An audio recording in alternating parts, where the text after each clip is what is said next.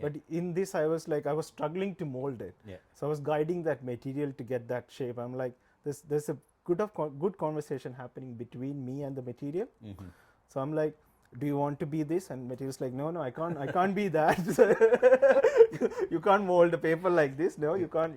So then you step back and think about like, oh shit, I'm gonna mold it like this way. Yeah. And it worked. I'm like, okay, you like that, so I'll do this. And then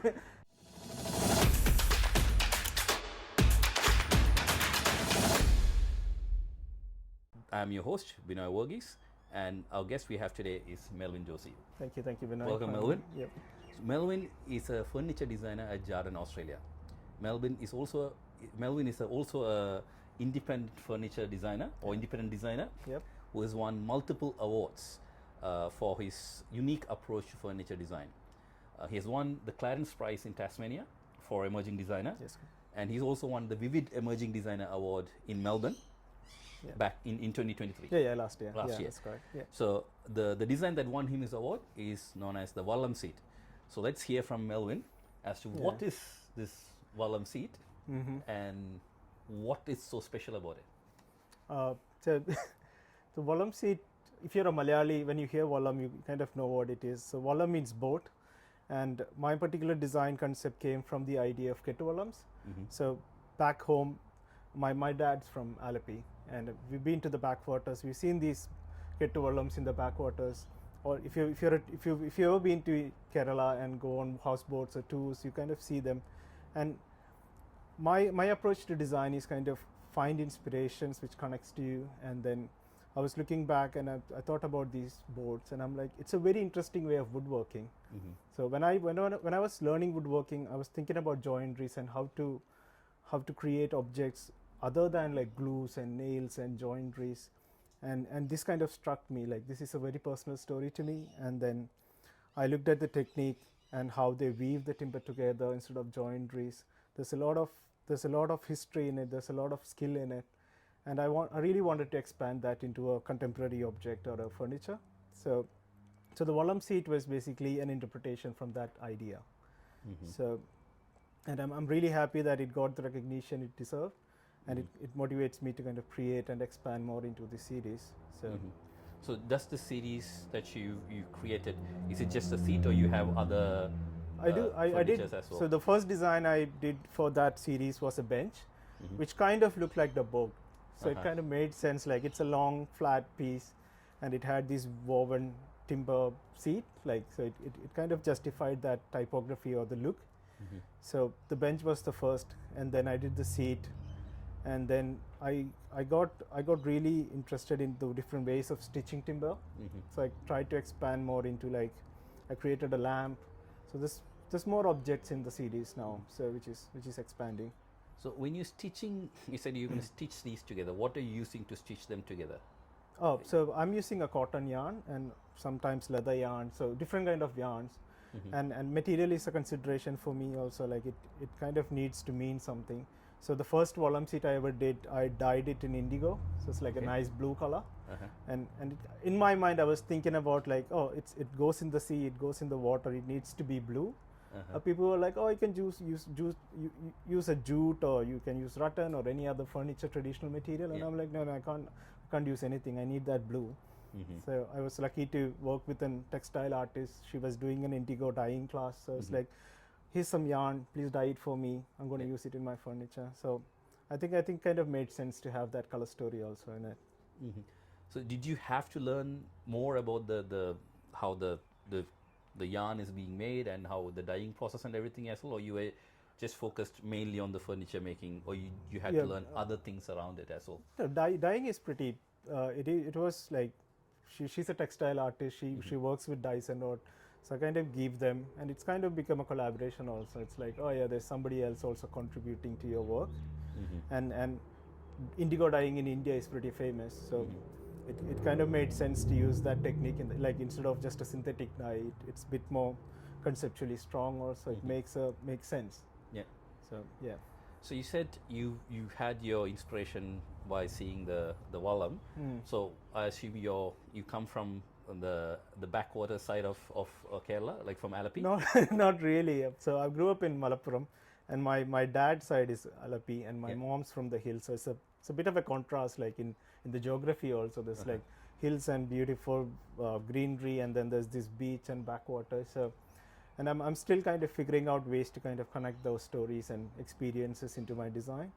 So last year I did a project on rubber plantations, and I was trying to explore the history of rubber and use that as a material. And then I was looking into the extreme end of that, which is the tire rubber, Okay. which is a big So it's used issue. to make the tires. Yeah. So Yeah. once you dispose of your tire, what happens to it? Okay. So you can't really recycle it. It's pretty hard material to put it anywhere, and people usually burn it, or you just stockpile it in a desert or something. Yeah. So this was a really interesting way of approach in design for me, because I was looking at like the origin of material, where you're literally tapping the tree, a pure natural material, and then you have like a post-industrial. You can't do anything with it. It's not recyclable, and it's just there. So does tire have a long shelf life, in the sense that it doesn't decompose? It takes, doesn't. so it Pretty stays much. for long. Pretty much, yeah. So that's an like I'm trying to kind of show the world that this material has a really humble beginning, and then there is this post-industrial black thing which you can't It's do become a anything. waste. Yeah. So yeah, that project. So I kind of feel like that's a bit more personal, and I can tell my personal story. So So- what could you elaborate a little bit more on what are you trying to do with this waste piece of rubber that's coming from the tires? Yeah, so in Australia, if you go to a playground and you see these pavement or the synthetic tracks for athletes, so it's all rubber, crushed rubber. So I noticed that, and I was like, I always wondered what that material was, and I was reading about it, and I came across like, oh, it's just crumpled tire. So I used that. So I sourced some material. I got like bags of these crushed rubber, and then I started building pieces of furniture. So I tried to mold it. I tried different ways to kind of explore it. It's still a work in progress, especially because it's a very tough material to work with. Like you can't machine it, you can't cut it. It just burns and smells, and it's pretty nasty. Yeah. So yeah, not many workshops encourage you to get these things inside their workshops. Yeah.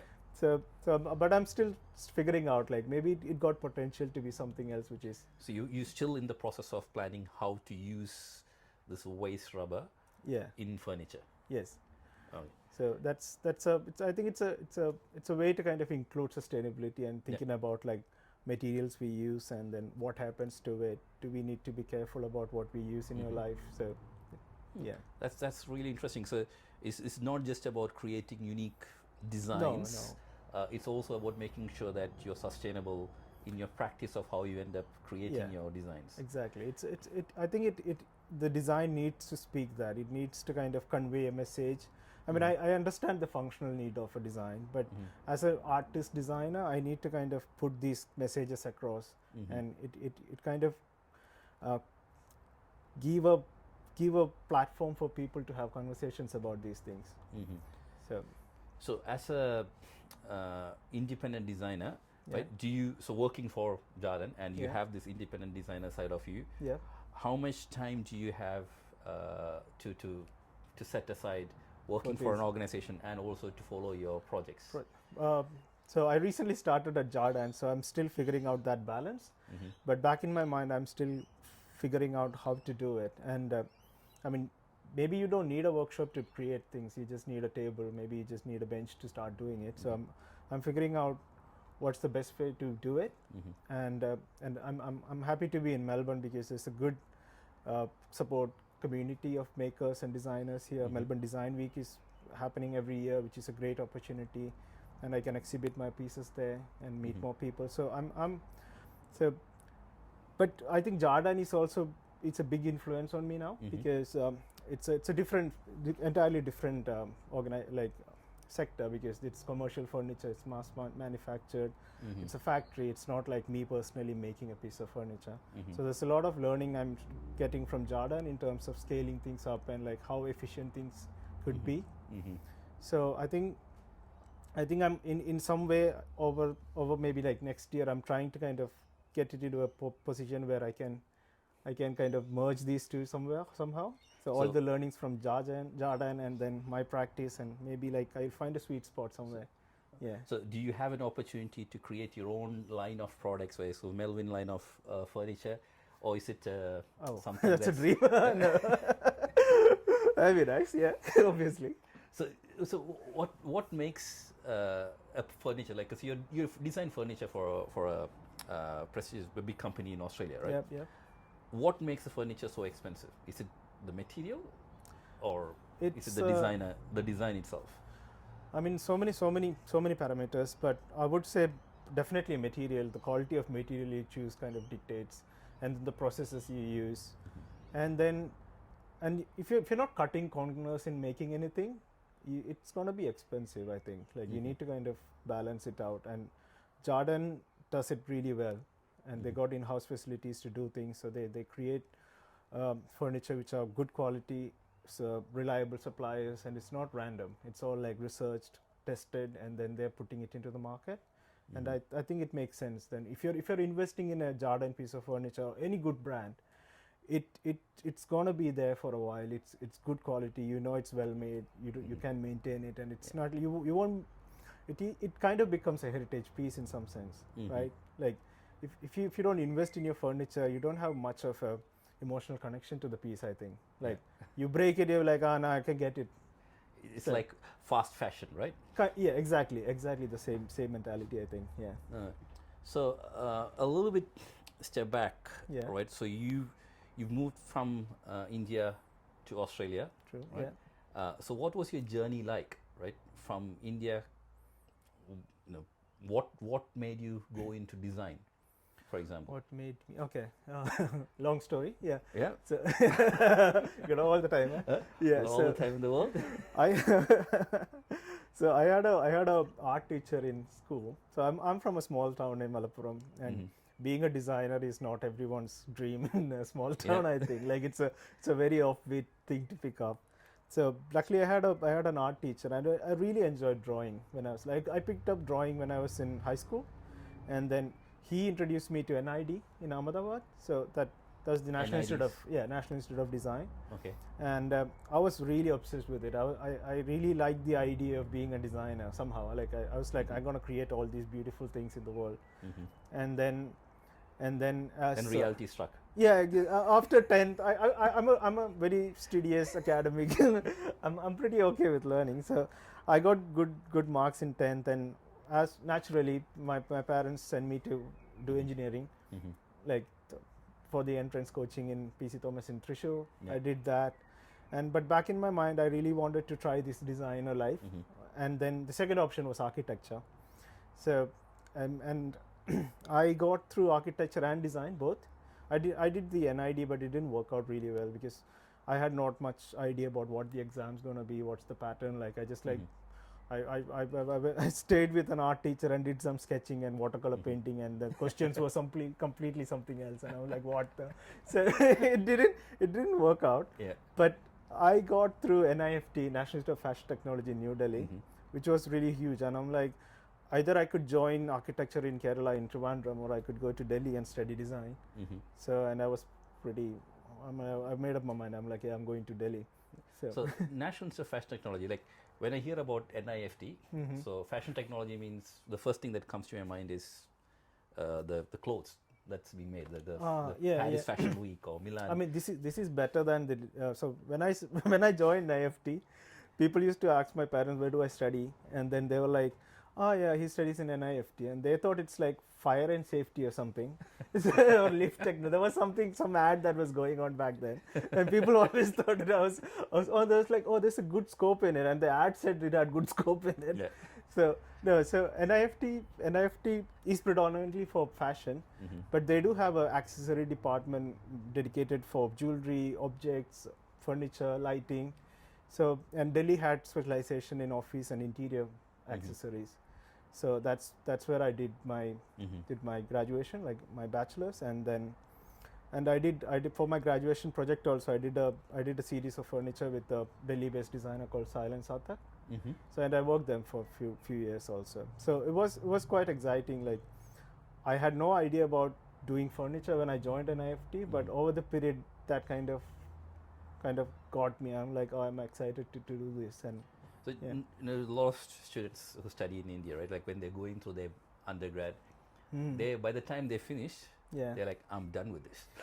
You know, So I think design is like either you're gonna hate it or you're gonna love it. So I'm lucky that I love it. So, yeah. So So what was so I know that I've heard that you've done started your own business at the end of yeah. So back in Delhi, we had a small room where we all the friends met, and all of us had this big dream of starting something together. And then, so the room was called SQ1, and SQ1 is basically servant quarter. servant So it was quarter like a one. small room for servants, Yeah. and people used to rent it out for students. Uh-huh. But all our parties, birthdays, everything happened in that room. So Yeah. we had that kind of emotional attachment to that room, and that's the room where we all sat together and discussed about like, oh, when we have money or when we know more about this field, we need to start something. And then, so me and three of my other friends from uni, we started this studio called Studio SQ1. So, and so my friend Anumita, she's a great ceramist now. She started doing ceramic back then. I was doing lighting and furniture. I had a friend who was working in the textiles, and he sourced textiles from different parts of India. So we had a small shop and an office. We were kind of figuring out how this whole thing works. So, but we had an interesting small retail, and people used to come and enjoy the things we make. So we tried to kind of collaborate with different artists in Delhi and kind of have their pieces in our store. So it was a good journey to kind of explore it. And then I think it was in 2017 I started it. Yeah. We started it, and then 2020 I think I moved to Australia. We kind of figured out we this need to grow. We need to move out of Delhi. We need to move out of our comfort zone and do something else. And then How challenging was that? Like going from uni to working for somebody straight Yeah. after that, yeah. and then taking the big plunge into starting your own business. It wasn't an overnight thing. We were also working alongside our studio. So Okay. we used to like do 9 to 5, whatever we need to do for the work, and then come back to store, do our projects, do our personal project, and then over the time we kind of gradually decreased our work hours and like tried to kind of spend more time in the studio. So I think it was and because it was like 3 or 4 of us collaborating in it, there was always somebody there, and we could kind of take the pressure off from Yeah. individual a bit more. Yeah, so that kind of helped really well. So then, what made you move from there Yeah. to Australia? Yeah, like I said, like then we need to kind of think about like what's next. I mean, that was going well, okay, then, but do you enjoy what you want to do? Do you want to explore more? And I think as a designer, I feel like you need that exposure. Otherwise you're kind of boxed in one train of thought. And I did my master's in UNSW, and looking back, I think it really helped me to open up into this bigger picture of global design instead of like just, I mean, in India you were creating things, people were appreciating it, you were selling it, it was nice. But then this was a bit more personal journey for me to kind of understand what my practice is and what I wanted to say to the world. Like if I was in India, I wouldn't be exploring Valamsi. Okay. So the whole perspective of design in that sense changed. So how did that change? Like, so why did it have to take you from India to Australia for you to be able to say, hey, I'll go back to my roots? no. We no, it's not that. I think you can. There is that also. If once you step out of India, you kind of look back and say like, be all nostalgic and like, oh, oh, I love that. I used to You do miss this. home. Oh, I mean, like, it was not missing home. It was more about like I wanted to show what we have. Yeah. And it kind of made sense also. Like you could do really international style design also, but then it's gonna be just mixed up with all the other people who are doing it. But if you have a personal story to tell, and then it kind of made sense that, oh, this guy is from that place, he's seen it, he's done it, and then he's making this. It made sense. So this is your story. This is something personal to you. Yeah, exactly. And I think as a creative, it's an important thing also to be authentic, to own that concept. I think. To own your designs and to be authentic to those designs. Yeah, in any sense, like even if I think it's an important takeaway for any artist to pursue. Like if you're doing something, then it needs to have that authenticity. Don't pretend to be like me making a Japanese style furniture doesn't make sense. Like I'm not a Japanese. Why would I make a Japanese table? Like it, so yeah, so that made sense, Yeah. and UNSW kind of helped me to kind of theorize and put it together and say like, oh yeah, so So if I'm someone who has some kind of ideas that I wanna, I have, yeah, I've come from a certain background, I have some ideas, mm, I wanna create something, yeah. right? What would be my approach? Like, do you have any tips for me to? There's two ways to do it. Either you could take the hard way of learning woodworking and then making it, Mm-hmm. or you could approach someone who can do it and then explain it to them, talk with them, collaborate with them, and say like, yeah, let's try this, make it. Uh-huh. So my approach was like, I went to a place where I could learn it, and then I can make it. Mm-hmm. And I think there's a bit of creative freedom in it, because you can experiment a bit more, because you're the master of your own thing, and you learn your skill, you make it yourself. You don't have to depend on anyone else to kind of execute it. But I think if you're really passionate about something, you will find a way out. Like you will figure it out how to do it, or you can always ask people. There's always so many resources available, right? So if for the audience that are listening to this, Yeah. From a designer, if you have one advice to someone who has this passion to become To a be designer, right? Okay. Yeah. What would your key advice be? What would be? I think so. When I was in Adelaide, I was doing my program there in furniture. There was this artist who did a talk, and she had an interesting title for a talk, and I think it goes like, "Attention is the beginning of devotion," and it struck me, and it's a really important chapter in my life to kind of think about. Like I'm like, if you're really passionate, you're going to pay attention, and once you start attention, you started observing things, and then you have that devotion to that craft. And in any craft, I think, and Yes, furniture absolutely. is yeah, and then you start linking things to that, and then I think then it just becomes fun. So attention is the Beginning of devotion. beginning of devotion. That's profound. Yeah, Right? exactly. I'm like, wow, that's good. That is That's good. good. Right? Yeah. So So that's fascinating. So that was in Adelaide. that So was you in moved- Adelaide. So Yeah, you studied in UNSW, then you moved to Adelaide. Yes, I did. So I got through a program in Jam Factory in Adelaide. What It's is not Jam a jam Factory? factory, but it's called Jam Factory. People It's get not for making confused. jams. Like I'm not making jams. All right. It used to be a jam factory. That's why I think they kept the same name. Same name. But it's a center for art and design and craft. So they had this program on furniture. They do have program on ceramic, glass blowing. Very few places in Australia who does it. And metalwork, jewelry, and so it's a good hub for creative people to go through. And one of my mentors from uni, when I was doing my master's, suggested, and I applied, and I got through.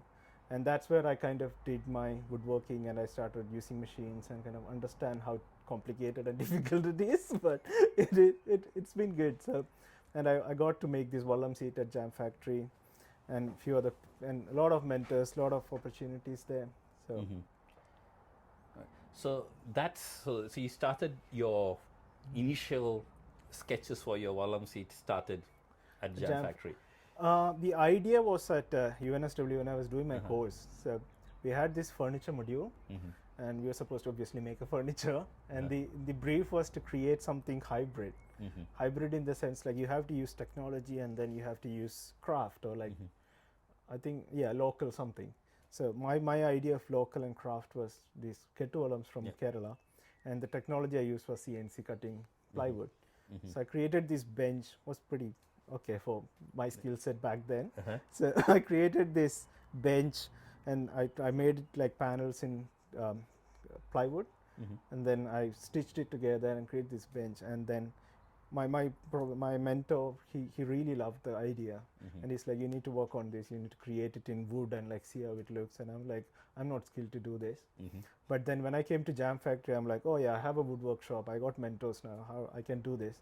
And then I was struggling to get a start in like what to do, and then I looked back at this project, and I'm like, yeah, this is something I can work on. And then I just started doing it, and I made that bench in wood, and I'm like, yeah, this is good. Then I'm gonna make a seat, and then I made the seat. So and and it's I think I'm really happy that my first piece I ever did was that, and then it got so many recognition, and it kind of motivates you to do more. Mm-hmm.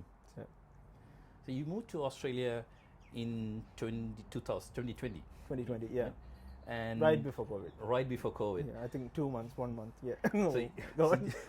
so you did your studies through lockdowns. How was that Exactly. experience like? So being a designer, right, where you have to be creative, you need to look for inspiration all around nature, be Yeah. out and about. Mm. What was that experience like for you to be locked down and still It. get inspiration? I mean, it was a disappointment in some sense, because obviously when you come to a big uni like UNSW, you're like, oh, I'm gonna go to this facility, I got a workshop, I got everything, I can do all this, and then they're like, oh no, you're gonna do a Zoom call classes, and you just like sit in computer for 2 years. So it it it was kind of disappointing in that sense, but you have plenty of time to work on your things, Mhm. and then to learn and read, and then but they did give us modules and tasks to do, but all indoors. Mhm. Obviously, you don't have facility to do any woodworking or anything outside. So so I was forced to do it indoors, but I really enjoyed that also, because Mhm. it was kind of like I step out, I find things which I can use to make things. I made like a lamp using grass, and I was like, I would have never done it. That's fascinating. It's like So, what was that inspiration for that? So- How was it like to just make just something? no, so that whole thing was to kind of create to think about materials. What Mhm. it kind of makes sense now, because yeah, shit, the rubber also kind of is in the similar line, because when you think about materials, I was looking at paper as a material. Mhm. It's got a big history of it, and then so many cultures use it. Like Japan has a really beautiful handmade sheet culture, Mhm. and you can still get it in Sydney. I used to buy a lot of paper like that. So that process inspired me. It's a very meditative way of creating something. Mhm. You process your timber, grass, and then you soak it in. You make a mash. You sieve it, and then you make the paper. Yeah. And it's a very satisfying process. Yeah. So I was like, I need to understand this process, and then I was like, if I can make out of tree, then you can make out of grass, and in Australia everybody mow Mow their their lawns, lawn. yeah. There's like heaps of grass around. Yeah. So I went out, picked up some grass, boiled it, sieved it, crushed it, and then kind of flattened it into a mold, and I created Wow. this lamp. Yeah. So yeah, so it was quite. And then I'm like, if you're a designer, your first approach would be like, I'm gonna create this and get this made, and like a lot of people get it made, Mhm. or even if they make it, Mhm. it's very industrial. You have this particular set of mind that I'm gonna use metal, I'm gonna use this, I'm Mhm. gonna make that shape. Yeah. But in this, I was struggling to mold it. Yeah. So I was guiding that material to get that shape. I'm like, there's a good conversation happening between me and the material. Mhm. So I'm like, do you want to be this? And material's like, no, I can't be that. You can't mold the paper like this. No, you can't. So then you step back and think about like, oh shit, I'm gonna mold it like this way. Yeah. And it worked. I'm like, okay, you like that, so I'll do this. And then That's so fascinating. Yeah. Right? Because you're locked down, right? You don't Yeah. have access to any of the resources. I'm going crazy. I think. And you're talking I'm like, to to the grass. And Yeah. from that, I'm glad I was alone. from that you got this amazing design Yeah. of a lamp, Yeah. right? Yeah. That's so fascinating, right? So how adversity can bring out the most Most creative creative. of True. things, right? I mean, yeah, unconventional way of approaches or making. Or I mean, everybody picked up something in COVID, I think, unless you don't get COVID. Like you don't pick up COVID. Everyone picked up willingly, COVID, but I'm sure they got something else also out of it. And I got a really good eye for being resourceful in that sense. It's like nothing is a waste. Mhm. So you can. So what did that experience teach you, right? That phase of being in lockdown as a Yeah. creative, what was your key takeaway from it? Like how did that shape you? In my practice, like in my design approach, I think this was a really good. Like now I'm in the same stage now. Mhm. Like I had a workshop in Adelaide at Jam Factory. Now I don't have a workshop dedicated to create my stuff. And then now I'm looking like, oh, back in uni in COVID, I made all these things. and now I'm a bit more inspired. I'm like, oh, maybe that's a good approach now, because I don't have heavy machines or timber or anything. Maybe I can look back into the most simplest thing and create something new. So I'm thinking about what's next. And Do you have any ideas in mind other I than the do have some sustainability? ideas. Yeah, it kind of relates to sustainability, but I'm still. So the way I work is I need that story kind of figured out first. In sense, like, what am I trying to say? It's not just like, oh, I'm gonna just make something and make a story out of it. No, it's more like I need that story, and I'm trying to do something with milk bottles. Milk bottles? Yeah, so it's a like I'm buying milk every day, Yeah. and I got plenty. I can keep a lot of bottles. So Yeah. maybe if I can create something out of milk bottle, and I think it's an interesting story to tell there also. It's a very common material. There's a good history of different types of milk bottles.